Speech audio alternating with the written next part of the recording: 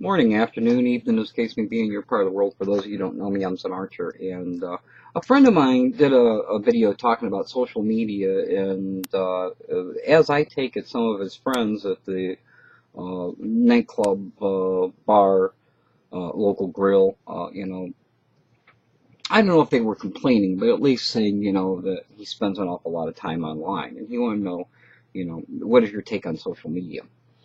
Obviously, I can't talk to what anybody else, um, what their experience is, only my own. But I've been online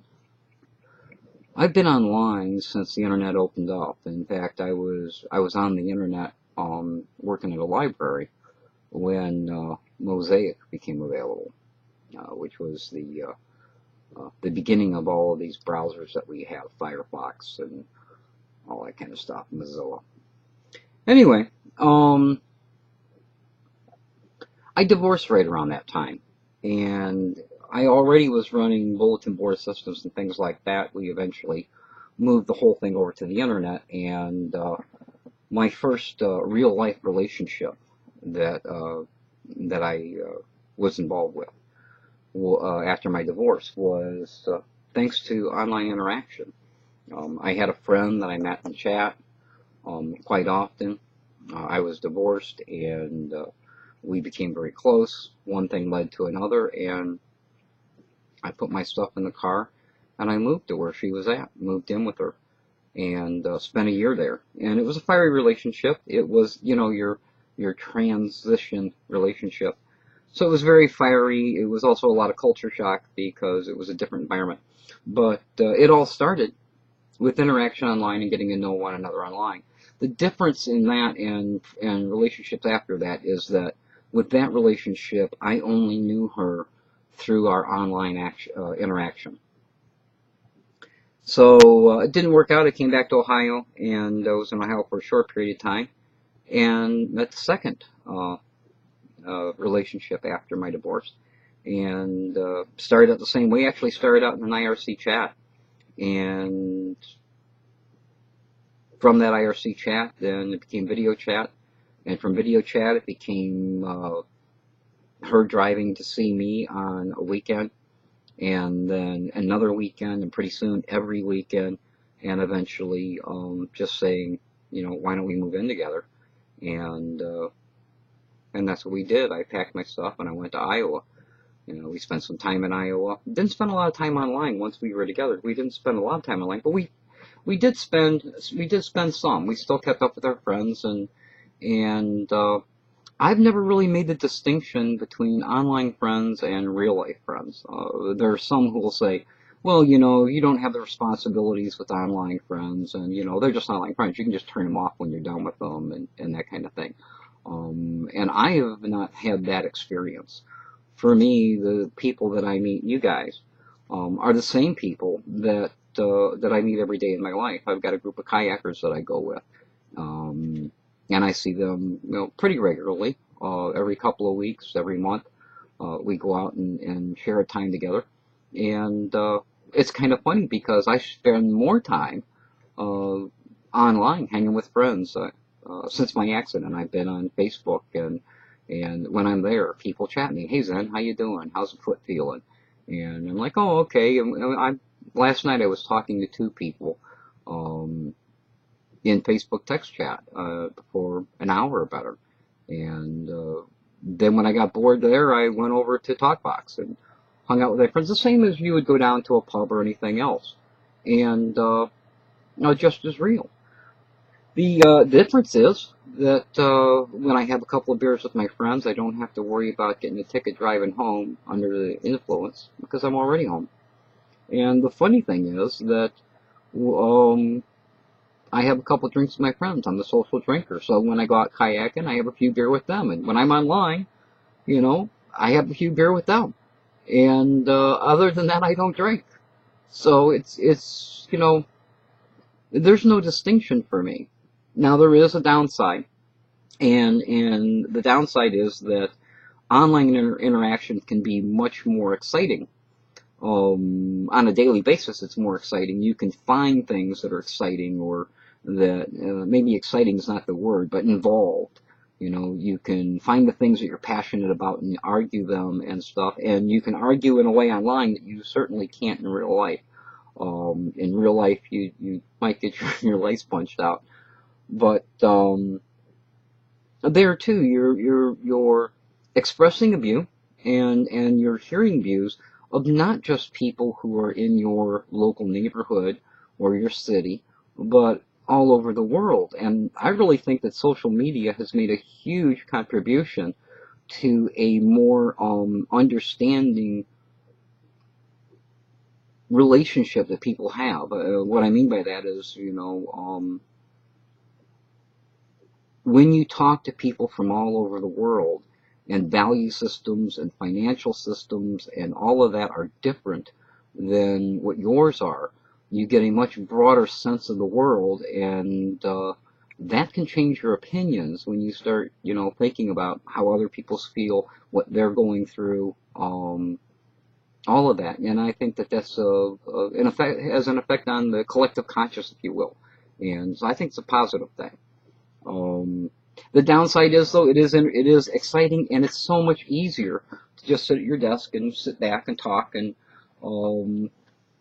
just say whatever you want to say. Nobody's gonna punch you in the face, at least not while you're home. So you can just say whatever you want to say in any way you want to say it. And the worst that's going to happen is, you're going to get banned from a site, or somebody's going to unload on you verbally because they disagree with your opinion, or you're just being a jerk, or whatever the case is. But I don't have the distinction.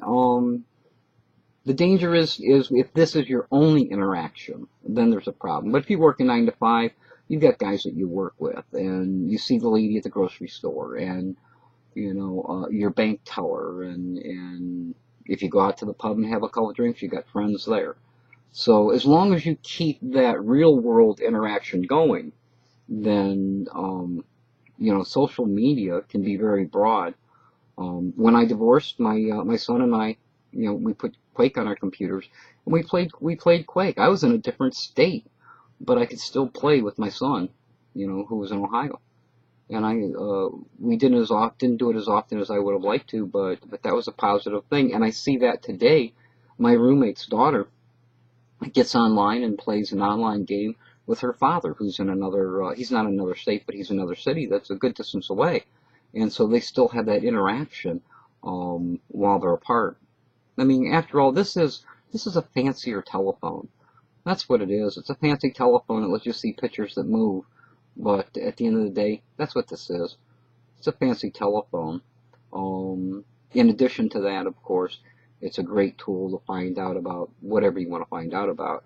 And, I remember the days of high school and college and sitting in libraries and searching through books, and, it was tedious and took up all your time. And today I can find things out in a couple of minutes. I just looked up a new bill about copyright infringement, that someone could possibly get up to 5 years in prison for using copyrighted materials. And people got all upset about it because that's all the information they had. And I went to Google and found it, and found out that that wasn't, although that's true, it's not all of the story. And I wouldn't have done that. If I had to go to the library to find out, I wouldn't have taken the time. So it's just the world today. My son text messages me and says Happy Father's Day or Happy Birthday.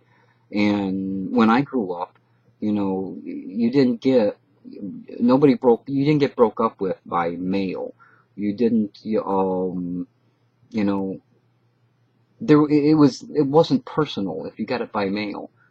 But today, texting is as good as a telephone call, and it's less time, and part of that is the faster speed that we do things at, and our shorter attention spans, and sometimes. So social media has been a positive thing for me. When I was taking care of Mom for about 13 years, I took care of Mom, and during that time, I would have gone stark raving mad if I hadn't have had interaction with people online and being able to socialize with other human beings through this medium. By the same token, 12 years ago, or about the same time, about 13, I met Tara916, who became my very best friend. Some would say soulmate. And it just worked, 90% of our interaction was online. We'd get together for a lunch or something like that, or a dinner, maybe spend a day together. But overall, most of our interaction was online. On a nightly basis, we'd spend hours and hours chatting and talking and smiling and laughing. And she was, hour and a half or so away from me. But it worked because of social media. So I don't make the distinction between people here and outside people. The only difference between you, my friends here, and the people that I know outside is that when discussions get heated, there's always a possibility of somebody getting physical in the real world, and there's less of a possibility of that happening online. And then there's, of course, the other thing, touch, feel, hugs, kisses, all that stuff that you just can't do online. But my social media, and it allows me the opportunity to have an effect on a much broader range, to give my opinions and philosophies, and hope that they'll help others, learn from it as well from others, and make friends everywhere. I think it's a wonderful thing. But as with everything else, it has to be balanced. That's where you run into a problem, is when it's not balanced, when social interaction is all there is. And for many people, shut-ins, people who are handicapped that can't get out, it probably saves a lot of them from going mad. So this is the world today as we know it. Social media is how we communicate, and the number of people that we can touch today is so much broader than it was, back in the late 90s, when this just wasn't there. You talk to your friends at work, people in your town or your city, and that was pretty much the only people you touched. Today, I can turn on my computer, bring up my camera, put up a video, and talk to people literally all over the world. And I think it's a positive thing. But everything in balance. So that's my opinions about social media. Love to hear some of yours. Till next time, as always, you be well. This is Zen.